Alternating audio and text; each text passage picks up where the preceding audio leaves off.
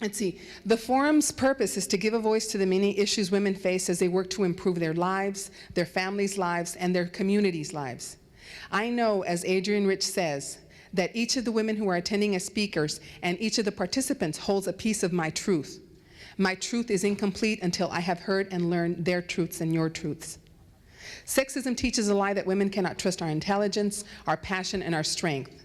Society teaches that we are incapable of acting. It teaches us to wait for someone else to do the leading. The women sitting on this panel are women who no longer wait. They have seen problems, assessed strategies, and acted decisively and creatively. They are women from Central Texas. They are the leaders that we have been waiting for. We are indeed the leaders we have been waiting for. The two panels will be run in the form of a mono reading. Each speaker will introduce themselves, their organizational affiliation if they wish, and will read their presentations. There will be no break in between speakers. After the first panel of speakers is finished, the second panel will be seated and proceed the same way. At the end of it, it looks very much like a thread that's been woven by many different people, and it is poetry. That's why I wanted to do it this way. It's very exciting. I'm with the Foundation for a Compassionate Society, and I lived in Italy for about 20 years and came back in 1983 to the United States to do my political duty here.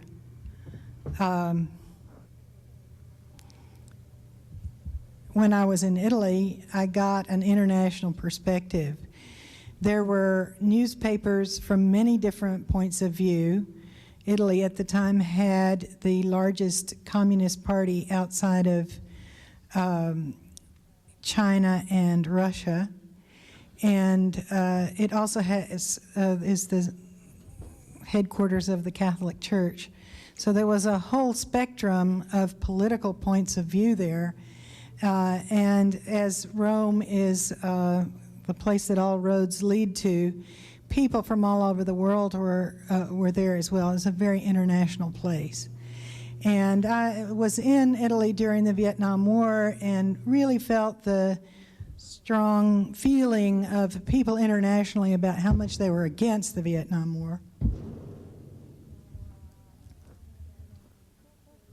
And so I got an international perspective, which made me see that our country was responsible for a lot of wrongdoing in the rest of the world. There was a lot of really bad things going on that our country had a lot to do with. So when I came back here, I came back convinced that I should do my political duty to make things better, not only inside our country, but for other people as well. And as I had become a feminist in Italy, and so I really believed then and still do that feminism is the way to go to make those social changes, that feminism is really wider than Marxism because there are more women than there are industrial proletarians. And I don't think that feminism has been taken as a political philosophy as much as it needs to be.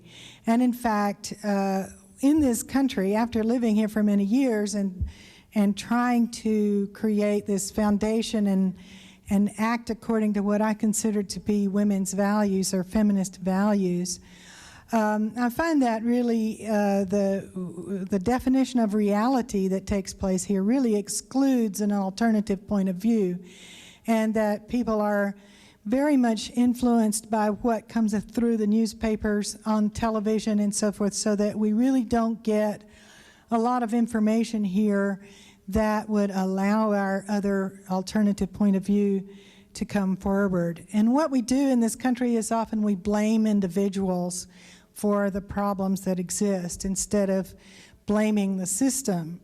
When I was in Italy, I learned to look at things systemically. And I think that we have a system which we could call like patriarchal capitalism, something like that. And I think that we can, as feminists and as women, learn to find within ourselves the values that are alternative to that. In fact, I think that system, which is creating in spite of its own definition of itself, it's creating really a lot of devastation for people all over the earth through the so-called free market system, which is a system which is meant, the word free in there is really a misnomer, because it's free for people to exploit other people, is really what the way that works. And I think that we have these misdefinitions and misnomers, and we as women and as feminists who do not believe in a system where you have some people that are dominant and other people that have to be submissive, whether it's on a worldwide scale or an individual scale, we do not believe in that. We have to be able to find alternatives and turn that around. And so I went to Nairobi, the Women's Conference in Nairobi in 1985, and the recent Women's Conference in 1995 in Beijing.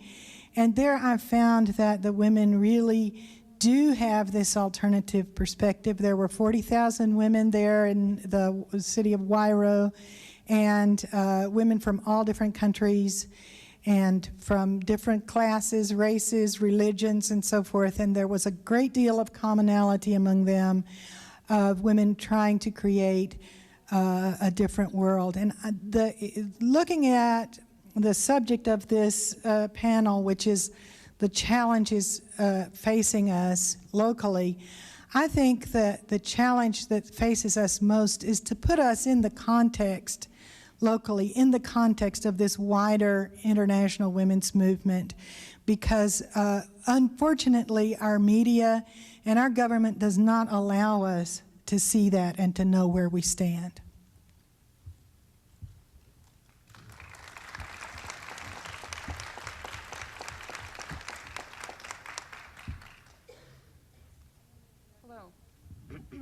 Hello. My name is Mary Ellen Curtin. I teach history at Southwest Texas State University. And I'd like to begin with an observation about popular images of women in America today.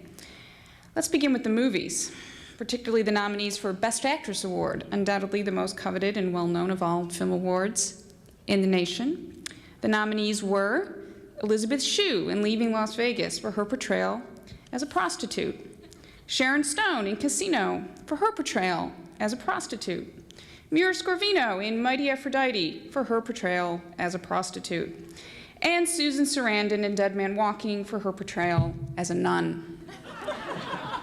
I think there's another prostitute movie in there somewhere, but if anyone remembers it, let me know. 3 prostitutes and a nun. And of course, no women of color anywhere to be seen. The other popular film this year was Sense and Sensibility.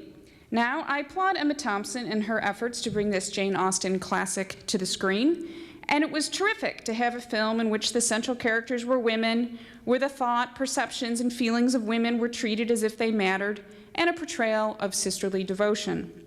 And yet, I think we need to ask, why did this film resonate so? Was it only because it was a poignant love story? I think not. I think it, quote unquote, spoke to a certain audience, as they say, because for so many women still, the decision of marriage is the all-important decision of their lives. Who they marry determines their social position, their economic status, and their future. Young girls are still brought up believing in Prince Charming and men taking care of them, when the reality is something quite different. The reality is that women must be able to take care of themselves economically and their children. But where are the movies about these issues?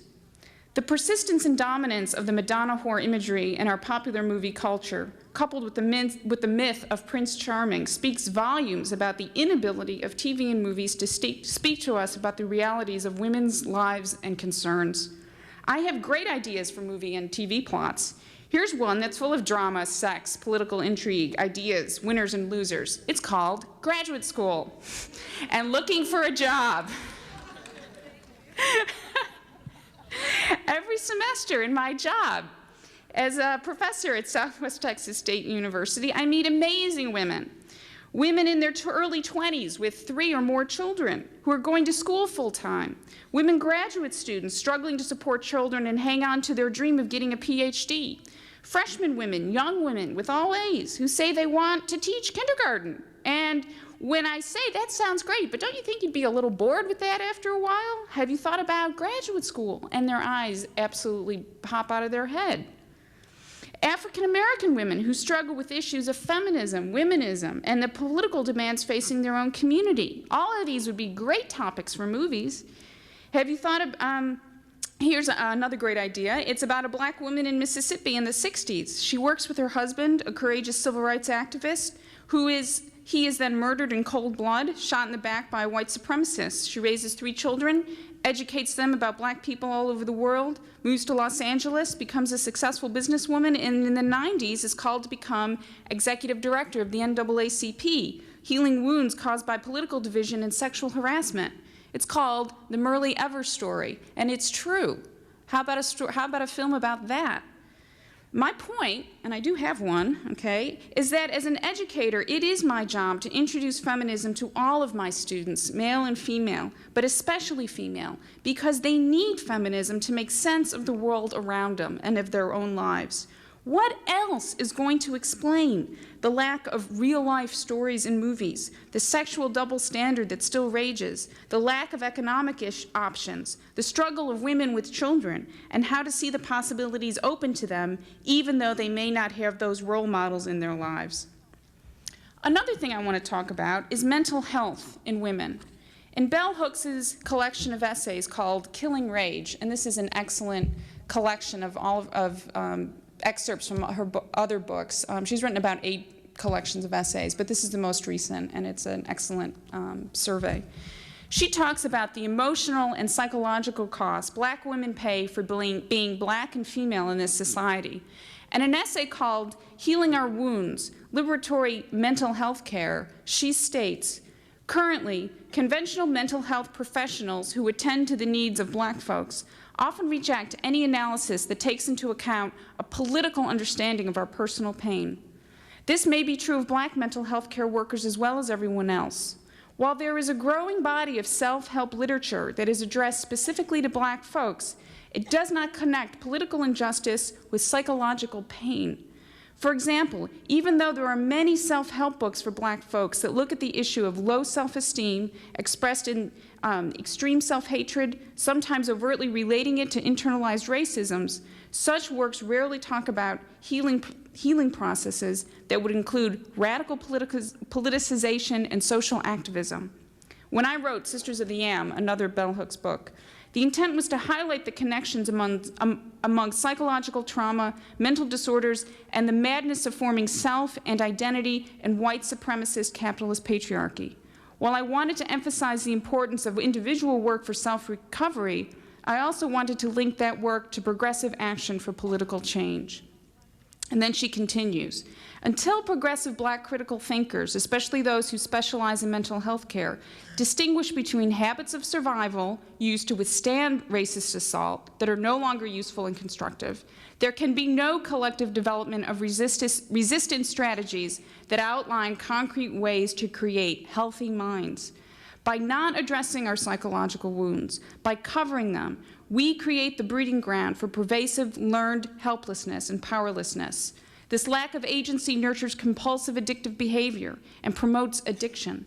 Rarely do discussions of drug, alcohol, and food addiction and black life link these problems to any desire to escape from psychological pain that is the direct result of racist assault and/or our inability to cope effectively with that assault. Yet, if this reality is not considered, then the root causes of genocidal addiction may remain unaddressed. I think Hooks's words need to be thought about by everyone in our society who bears the weight of maintaining the capitalist, racist, patriarchal system. Poverty, racism, sexism all hurt. They all have immense psychological consequences that can potentially lead to self-destructive behavior. We in the feminist community must promote mental health care among the poor, among those who most need it but can least afford it. Now, there is a bill currently being debated in the House that would require some employers to offer mental health insurance on parity with other health insurance needs. This would be a breakthrough, but there's a distinct possibility that this bill will not pass, and I think that this issue has to be on the feminist agenda. Finally, I'd like to recall a story Jesse Jackson told in 1984 when he was running for president. You remember the race, Michael Dukakis, the Rainbow Coalition, Gary Hart running around talking about new ideas.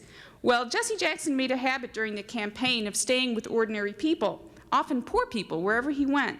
And one time, in response to a particularly stupid question from the press, he responded by saying, "Look, the people I stayed with last night have plenty of ideas. They don't need any new ideas," as Gary Hart said. "What they need is money." Economic struggle is the reality of many women's lives in America today. It is women who constitute the majority of the poor, and it is they who are bearing the brunt of brutal conservatism and slashing social services offered by the Republicans and, dare I say, the cringing Democrats. And as for family values, well, I must say, although I appreciate the topic that has brought us all here together today, personally I think it is a most unfortunate term that feminists and thinking people should not use. Why? Because it is a slogan, nothing more and nothing less, to disguise reactionary and discriminatory policies against the poor, gay and lesbians, free thinkers, individuals, and anyone else who did not go along with the moral majority. To think that it can be co-opted, I believe, is foolish. I also think that people cannot ignore the fact that for centuries, family values buttressed by the law, economics, and society worked against the freedom of women. Family values and free women were a contradiction in terms because the maintenance of family, as it was defined in many places and not everywhere, demanded the subordination of women. That was a fact, but now that is changing. Now we have families where women and men share economic burdens. Now this has often been the case with the poor, but also, and I feel that this is the real change, the domestic burden of raising children. Now we have families where fathers are parenting and doing domestic work, and this is a great change. Now we have families that don't necessarily force women to choose between their dreams and their responsibilities. And we have single parents fighting for respect and honor as they struggle to raise children in a hostile society.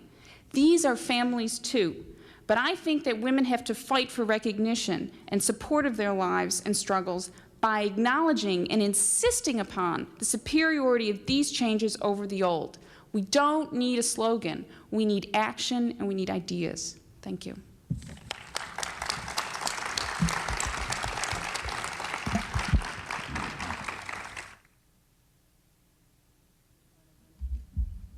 Hello, my name is Anna Sisnette, and I'm a poet, I'm an immigrant, and I'm a parent of a son and daughter.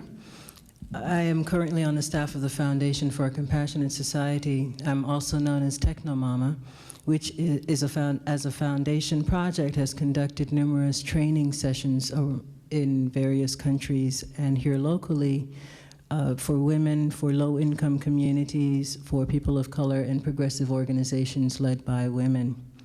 Our work has taken us to Europe, to Asia, Latin America, around the US and the state of Texas. I must say that given everything from ignorance and lack of sensitivity and widespread deliberate attempts to discredit women in general, feminism and feminists in particular, it is amazing that we can gather here to develop and work on strategies to implement a reflection of feminist perspectives.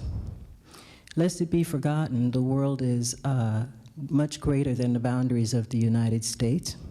And all my comments have been informed by and are meant to be inclusive of women around the world who have been crossing borders for generations to meet with each other and to effect positive, progressive change long before jets, computers, and television. We can do domestic work and other forms of work that includes all kinds of machines, but when it comes to those that would add to our power as a category, the doors are slammed in our faces. Among the challenges to feminism that I've been most sensitive to as I do the work is that of access to media. And that's the machine, those are the machines in a way that I'm referring to. And I'm including training, funding, equipment, extensive and inclusive policies, studies, decision-making, freedom of speech and expression, and structures for implementation of those policies, legislation, and strategies that are sensitive to the needs of and to the needs and interests of women and girls. Of course, if we don't know how to access that information and those resources in the first place, it's all useless. And so literacy including all spoken, signed, and written languages, is critical. It is also critical that we look at the way in which the creation of the infrastructures needed to provide media resources be ecologically sound, that labor conditions assure physical and emotional health for its workers. It is critical that for feminism to be better understood, we must continue to learn to reflect, respect, and articulate our own lives and the lives of women everywhere, including those who may not necessarily self-identify as feminists, but who may be living their lives perhaps more closely to a feminist ideal than many who own the term and claim the term as an exclusive badge. While the work I do currently focuses on demystifying the internet and advocating for greater inclusion of people who are traditionally left out of the circles of power and knowledge, I am well aware that that form of communication may not be considered appropriate by and for everyone, but it is up to communities to determine what is appropriate for them, and in order to do that, they also need to know what it is they're choosing to accept or not. We as women work with innumerable forms of technology, from beer and cheese making machines to highly developed technologies. Our work has led us to remind women that they need not be embarrassed if they don't know how to work a machine. How many of us remember putting fax paper in backwards the first time, or who hung up when an answering machine picked up our call for the very first time?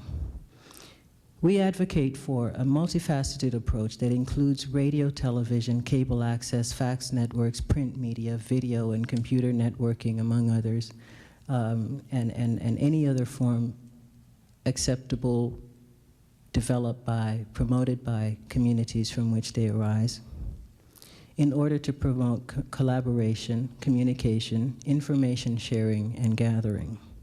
And we advocate for media women themselves to make room in their work, in the field of media work, to include themselves in all facets of organizing and advocacy. All too often, we're busy covering events and presenting events, but we don't do the work of lobbying and advocacy on the behalf of greater access to media by women.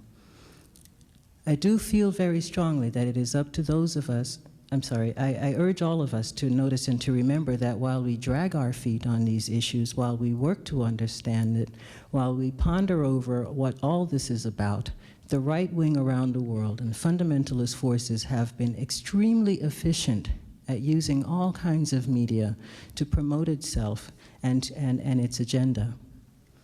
I do feel very strongly that it is up to those of us with information at least to share it. And I advocate that we put aside our resistance to and fear of the new and different long enough to learn about the ways in which these technologies affect our lives in order to better counter the dangerous effects of them on our lives. Whether we know it or not, like it or not, daily we are surrounded by computers that don't always work in our best interest. Why then not learn what this technology is about and how it works so we can best defend ourselves against it? Use it to our own advantage where possible. Why not appropriate media for our best interests and those of our communities? Why not have our own media, our own C-SPAN, our own CNN, our own radio stations to cover the institutions that are daily making decisions that affect our lives without our knowledge and without our participation? It is not far-fetched, in my opinion, and given what I've seen around the world, when you consider the collective power of women. Thank you.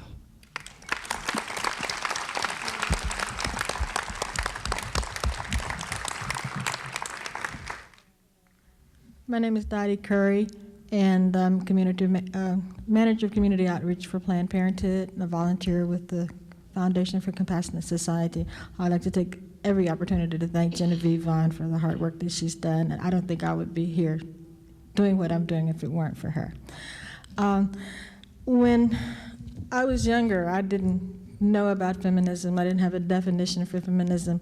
I had a great dislike for injustice. And some people are born poets, some people are born writers, some people are born painters, and I seem to have been born into activism. It's like, this is not going well, this is not right, and something needs to be done about it. So from 4 years old, I remember standing up in school and church and all those places, just regular neighborhood places, fighting for the rights of disabled people, disadvantaged people, and for myself, including myself as a woman, myself as a black person. And down through the years, it's been hard to separate my activism. Am I fighting for rights of black people? Am I fighting for rights of women, of the disabled, mental health rights? And I think I've decided it's not necessary. I think I fight for human rights and across the board. Originally, I didn't know that what I was doing was feminism or that what I was doing was activism. And then all of a sudden there was Gloria Steinem and there was Angela Davis and there were people who were putting words to my suffering and my pain, my struggle, and also my hopes and my dreams. And that was a great comfort to me. They didn't know who I was, but I was there listening to them going, I'm not here alone. And then as I grew older, I found that there were people right alongside me that were thinking the way I was thinking. And then I got even older, and there were people who were actively fighting for those rights, the Genevieve and Sisnette and Sharon Bridgeforth, many other people that I could name.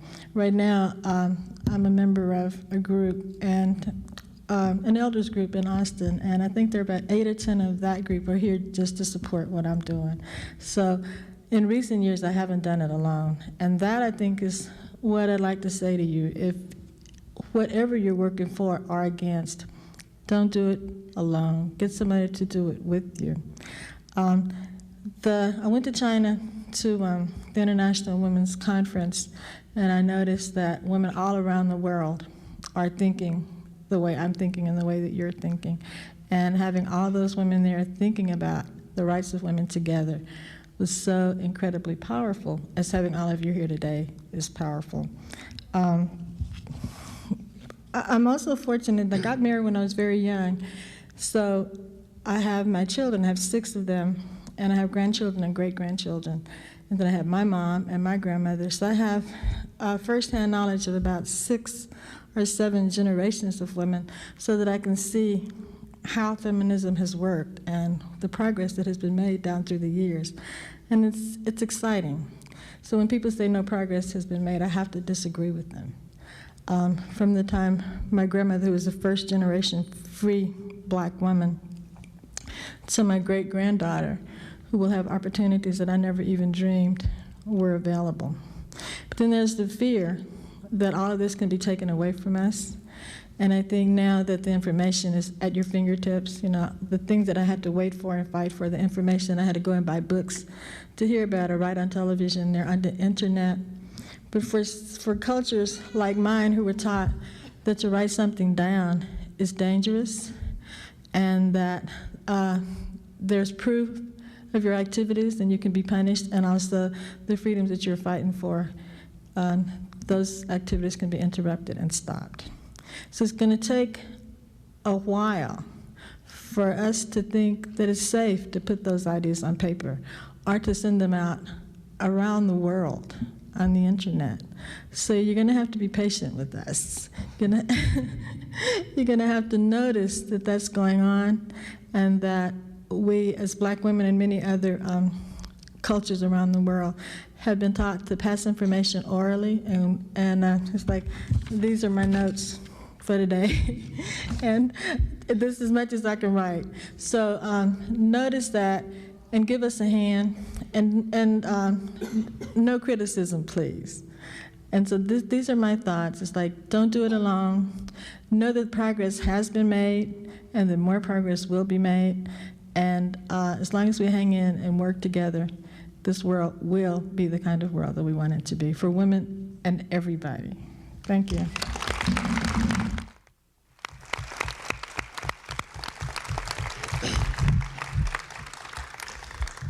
My name is Sharon Bridgeforth, and I'm the writer and artistic director for the Root Women Theater Company, and I am also an HIV outreach specialist for Planned Parenthood's Project Reach. I never heard the word feminist growing up. I was raised by independent, freedom-seeking women that grew up in the segregated South, 12 in a shack, growing their own food women that helped raise the neighborhood children, sewed, ironed, and cleaned Miss Ann's house, cooked in the white-only country clubs, taught at the colored-only schools, and loved me fiercely. I never heard the word feminist growing up, and today I am angry and I am hurt. Because in preparing for this dialogue, I realized that the privilege of language, context, and understanding of what this society does to women stayed in the white-only sections of town. Therefore, I was denied the skills necessary to defend myself in certain degrading and heartbreaking situations. I think that feminism must meet the challenge of accessibility in the 90s.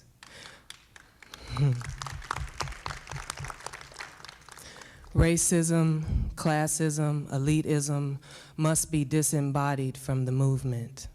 Banji girls, round the way homegirls, cholas, unruly dykes, poor women, elder women, culturally traditional women and girls need to be invited to the table, given their props, listened to, heard, and taught.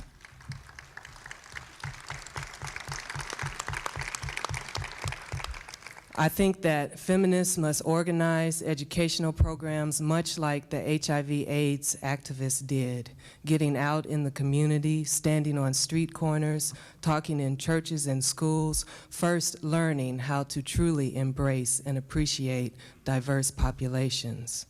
I didn't hear the word feminist growing up. I hope that the girl and boy children of the 90s don't have to say the same. Thank you.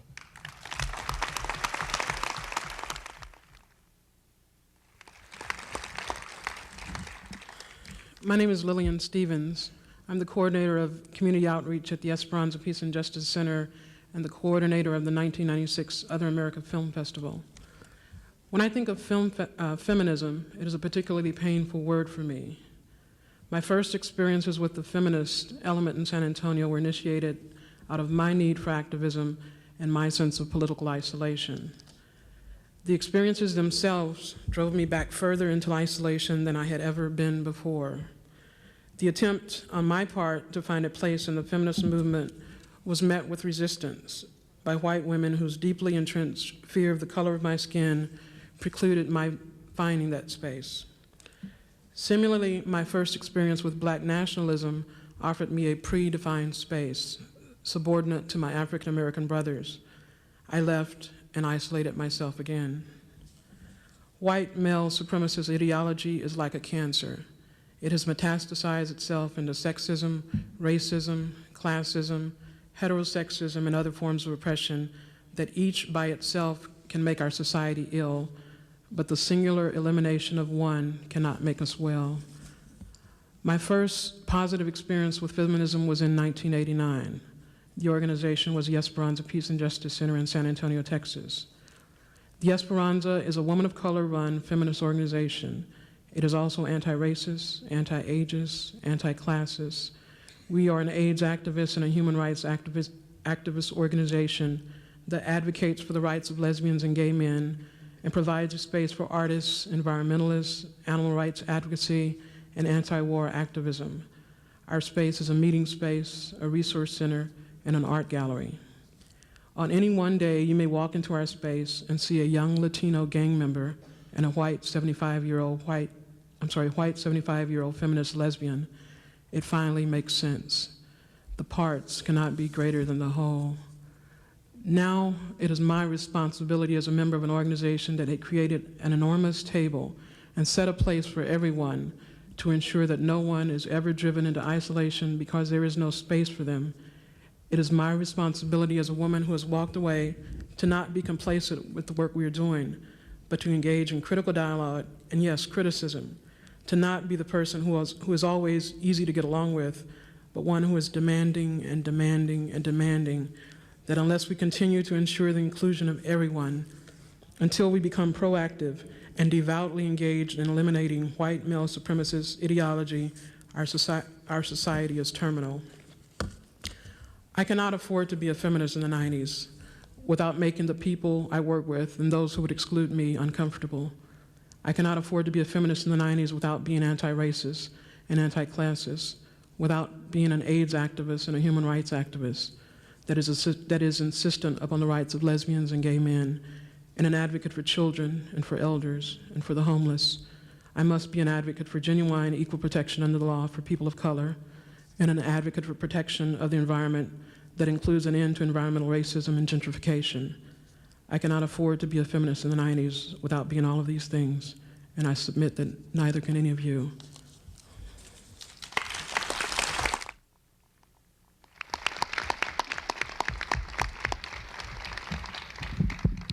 Good afternoon. I am Mercedes Linda Uriarte, and I am a woman, obviously, a mother.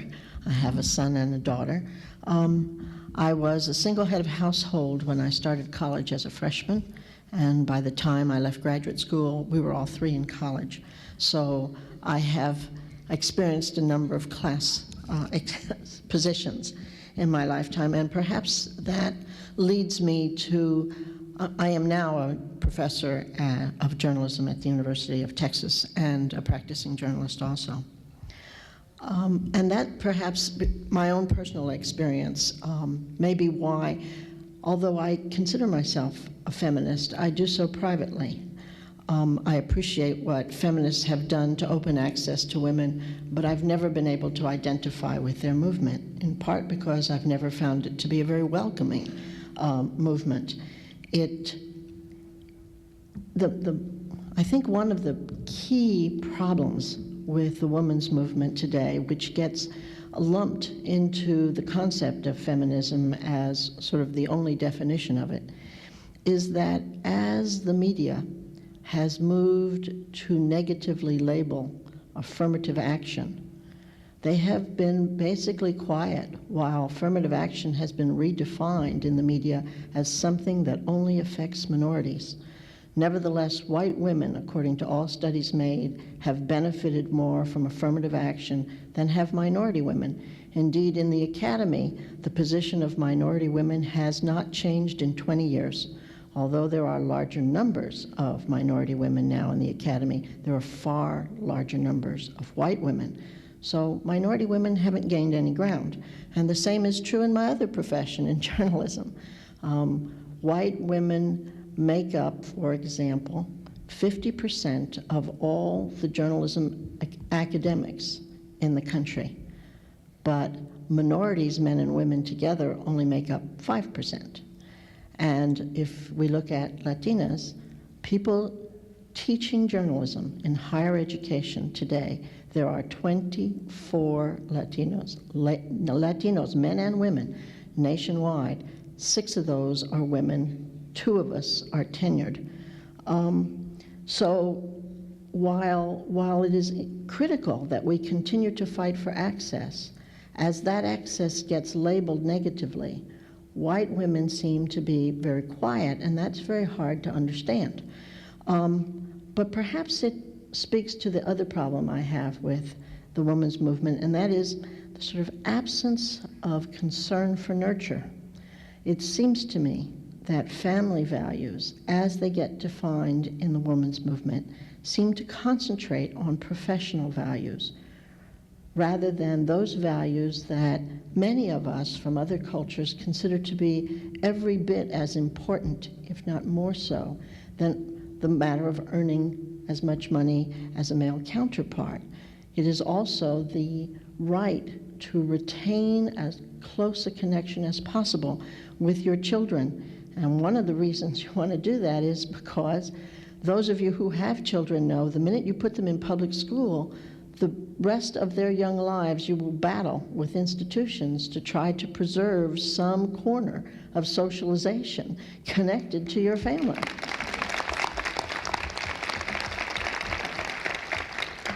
I fear that if we all jump on the bandwagon for having massive kinds of institutionalized childcare, beginning when this poor creature is 6 weeks old, we will lose all our rebels, we will lose our independent thinkers, everyone will take nap time at the same time, and everyone will eat the same lunch.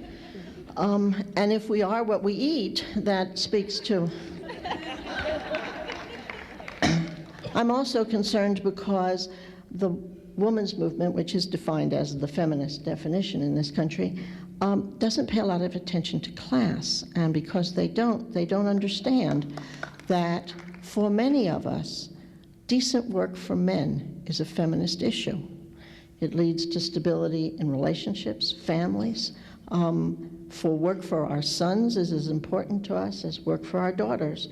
And yet there doesn't seem to be a forum that allows us to talk about it as a feminist issue. So that's another one of my concerns. And another reason why I don't identify with the women's movement, though I do think of myself as a feminist. I guess the greatest concern I have speaks to some of the topics that others have raised, and that is the role of media in defining us for us. One of the problems that we have in this country today is the pell-mell race to corporatization of media. Some of the wealthiest, most powerful institutions in our country today, those with enormous global reach, like Time Warner Disney, for example, are in a position now to define us for us, to deny us voice even more completely than they have in the past. We are facing an era, I fear, of corporate authoritarianism. And those of us who are used to thinking of this country as democratic and therefore free of having a controlled press, I think need to start thinking about press control in other terms rather than government control of press. If you look at the media, there's some very sobering statistics there as well. There are, for example, of all the people who work as journalists, only barely 10% are minorities, men and women. And when you break that down, 6% are black. And the reason that they are the largest percentage is largely because of black institutions, not because of white institutions. White journalism is white journalism. It's not inclusive, whether it's in the academy or in the newsroom. 3% barely are Latinos, 1% are Asian Americans, and 0.3% are American Indians. Those figures have been stagnant, those last three, for the last 5 years. 2 years ago, 11 women editors were among the 1,700 daily newspapers in this country. In the last 2 years, in a growing push of force out, we are down now to 8. In fact, this city lost its woman editor in a force out move, and the women in this city did not do much about it. And yet, she had worked to bring more, that newsroom was 50% gender divided when she left and had the highest minority participation rate of any mid-sized newspaper in the country. And that's part of the problem for her. We need to recognize the shapes that power takes and learn how to be feminist in nurturant ways and activist ways to protect that. Thank you.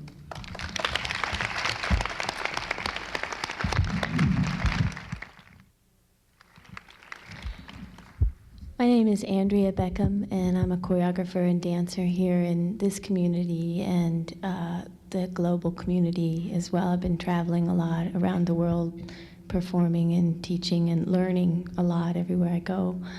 I feel honored to be able to share some of that with you today. My personal viewpoint about art is that it should provoke and empower the audience, not just to have a response, but to perhaps go out and make their own art. I think there's art in everything we do every day, whether it's making bread or playing with your children or whatever. Being a performance artist, I try to take that to the stage in a way that gives a perspective that I wouldn't consider political, but really just making art as if the world matters. So I also don't really know what a feminist is. And one of the first pieces that I made was provoked by a quote by Rebecca West, and she said something, forgive me if I misquote a little bit, but she said something along the lines of, I don't know what a feminist is, but that's what they call me when I try to distinguish myself from a doormat or a prostitute. And I thought that was very powerful. The piece I made, Feminist Doormat, was also provoked. My background is in sociology. I was a sociology major. I had to dance. But I had read several different studies, and I took a lot of different women's studies courses. And one of those was a study by Shula Smith Firestone, her Smile Boycott, if anyone's familiar with that. And for the piece, I took a little bit of liberty with the three words feminist, feminine, and female. And it was a trio of three women, and I divided it into very clearly, after interviewing all of my friends and people on the street and et cetera, what were our perspectives on those three words? So I'm not going to interview you, but you could think about it. This is the kind of art that I enjoy seeing, something that has a lot of thought behind it, but there's also a lot of room for your own perspective in it. I think some of the challenges facing artists, particularly female artists, whether you're a poet or a painter or a pianist or a dancer, are to show a perspective that is uniquely female and give a little bit of the values and the issues and slip everything you can, be as subversive with your art as possible. Slip everything in there that you want to say in a way that people will listen. Some of the special challenges that I feel personally come from not feeling supported by other women, and that is a difficulty. I think the Foundation for a Compassionate Society and this organization and this convention today is a very good example of what can happen when you are supported and when you believe in what the people around you are doing. You have the technical skills and the organizational skills and the ability to get something on this scale going. If you do have those kind of skills and you see someone next to you that needs your help, you should probably reach out and help them. A lot of what Anna Sisnette was talking about when she said she was techno mama, I've often been baffled by technology, and I get really angry with myself because that feels like such a cop-out. Oh, she's a girl, she doesn't need to know. And it is a cop-out, so I need to go learn. So, I do along the way, and it's great when I can learn from another woman. I'd like to leave you with one thought today. My friend Sally Jacques and I were talking about sort of the place for art in the world, especially in the world of women. And I had read a little piece of Nelson Mandela's inaugural speech and just want to pass it on today. He said, "Our greatest fear is not that we are inadequate. Our greatest fear is that we are powerful beyond measure." And it goes on to say, who are we to play small? So I'd just like to encourage each and every one of you to dream huge and then go out and do it. Thank you.